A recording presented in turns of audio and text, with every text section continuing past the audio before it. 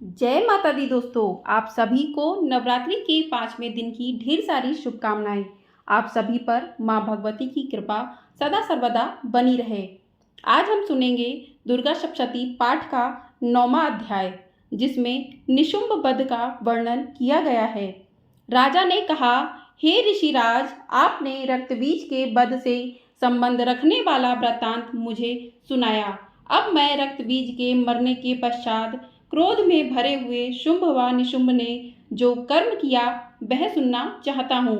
महर्षि मेधा ने कहा, रक्तबीज के मारे जाने पर शुंभ और निशुंभ को बड़ा क्रोध आया और अपनी बहुत बड़ी सेना का इस प्रकार सर्वनाश होते देखकर निशुंभ देवी पर आक्रमण करने के लिए दौड़ा। उसके साथ बहुत से बड़े बड़े असुर देवी को मारने के वास्ते दौड़े और महापराक्रमी शुंभ अपनी सेना सहित चंडिका को मारने के लिए बढ़ा।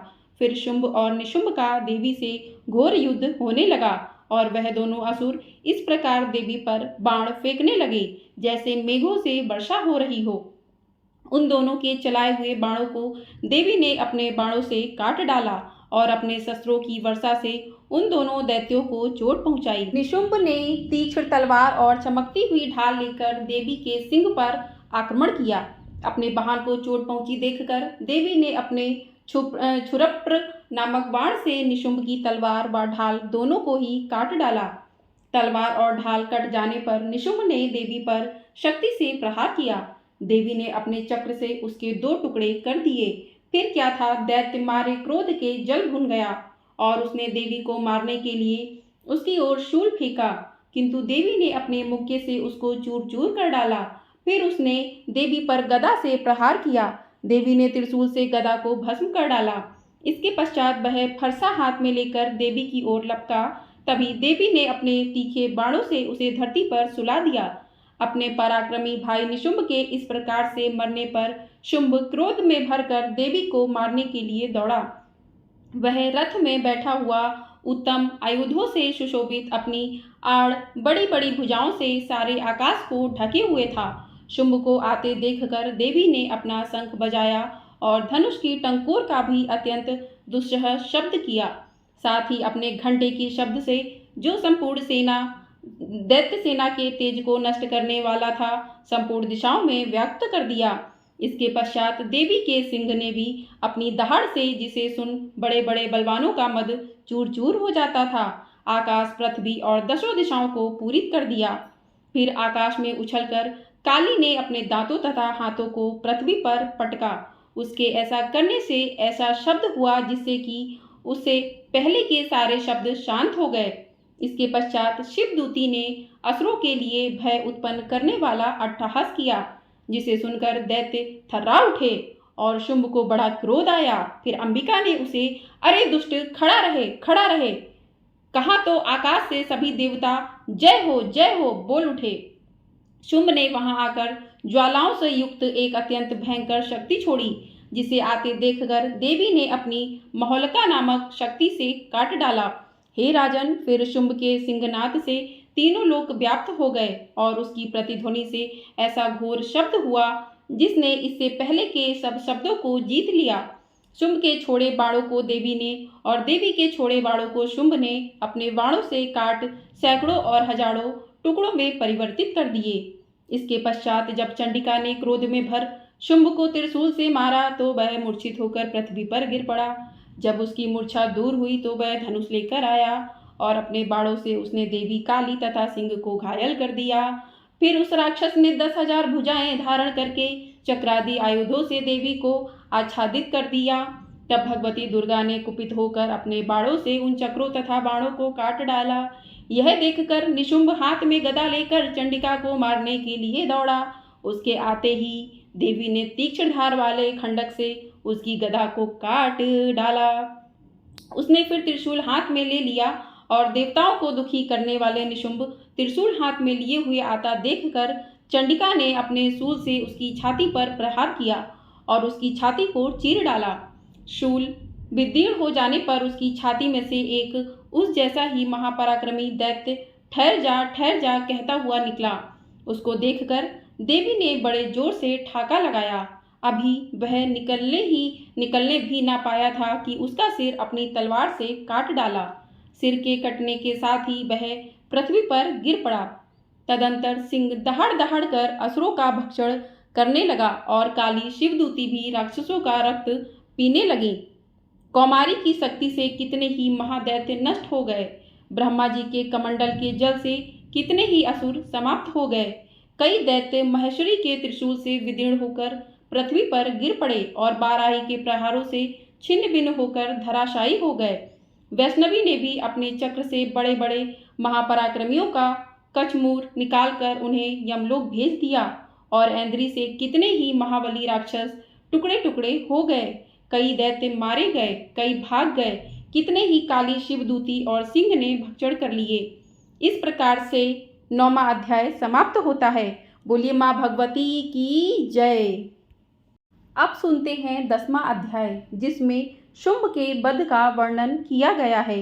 महर्षि मेधा ने कहा, हे राजन, अपने प्यारे भाई को मरा हुआ तथा सेना को नष्ट हुई देखकर क्रोध में भरकर दैत्यराज शुंभ कहने लगा, दुष्ट दुर्गे, तू अहंकार से गर्व मत कर, क्योंकि तू दूसरों के बल पर लड़ रही है। देवी ने कहा, हे दुष्ट, देख, मैं तो अकेली ही हूँ। इस संसार में मेरे सिवा दूसरा कौन है? यह सब मेरी शक्तियाँ हैं। देख, यह सब की सब मुझ में प्रविष्ट हो रही हैं। इसके पश्चात ब्राह्मणी आदि सब देवियां उस देवी के शरीर में लीन हो गईं और देवी अकेली रह गईं। तब देवी ने कहा, मैं अपनी ऐश्वर्य शक्ति से अनेक रूपों में यहाँ उपस्थित हुई थी। उन सब रूपों को मैंने समेट लिया है। अब अकेली ही यहाँ खड़ी हूँ, तुम भी यहीं ठहरो। महर्षि मेधा ने कहा। तब देवताओं तथा राक्षसों के देखते देखते देवी तथा शुंभ में भयंकर युद्ध होने लगा। अंबिका देवी ने सैकड़ों अस्त्र शस्त्र छोड़े। उधर दैत्यराज ने भी भयंकर अस्त्रों का प्रहार आरंभ कर दिया। देवी के छोड़े हुए सैकड़ों अस्त्रों को दैत्य ने अपने अस्त्रों द्वारा काट डाला। इसी प्रकार शुंभ ने जो अस्त्र छोड़े उनको देवी ने अपनी भयंकर हुंकार के द्वारा ही काट डाला।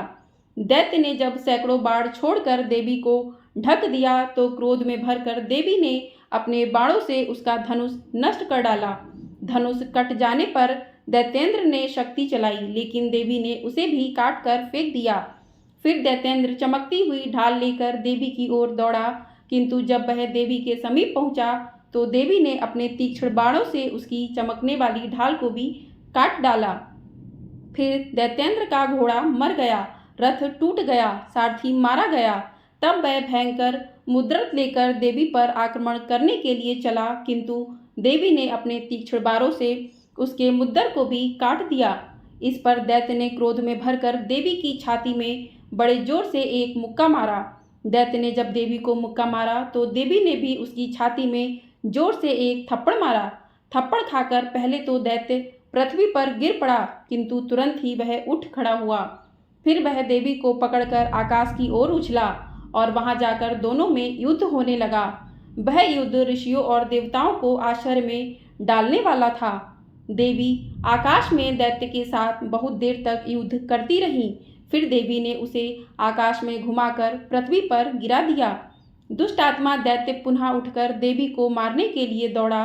तब उसको अपनी ओर आता हुआ देखकर देवी ने उसकी छाती विदीर्ण करके उसको पृथ्वी पर पटक दिया। देवी के त्रिशूल से घायल होने पर उस दैत्य के प्राण पखेरु उड़ गए और उसके मरने पर समुद्र, द्वीप, पर्वत और पृथ्वी सब कांपने लग गए। तदंतर उस दुष्टात्मा के मरने से संपूर्ण जगत प्रसन्न व स्वस्थ हो गया और आकाश निर्मल हो गया।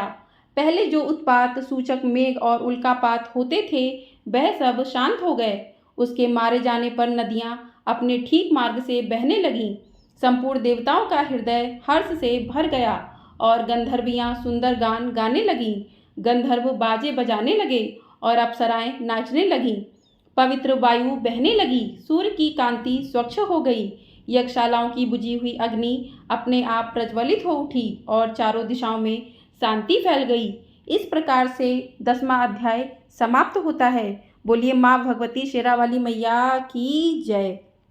या देवी सर्वभूतेषु शक्तिरूपेण संस्थिता नमस्तस्यै नमस्तस्यै नमस्तस्यै नमो नमः।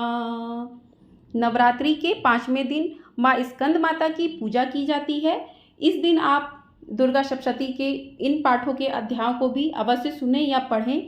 इससे माँ बेहद प्रसन्न होती है और आपकी सभी मनोकामनाओं को पूरा करती है। आपको हमारे चैनल पर दुर्गा सप्तशती के पाठ के अध्याय सभी देखने के लिए मिलेंगे। तो चैनल को सब्सक्राइब नहीं किया है तो सब्सक्राइब कर लें और नवरात्रि के 9 दिनों की कथा भी आपको सुनने के लिए अवश्य मिलेगी। तो चैनल को सब्सक्राइब ज़रूर कर लें, वीडियो को लाइक शेयर और कमेंट में जय माता दी जरूर लिखें। जय माता दी।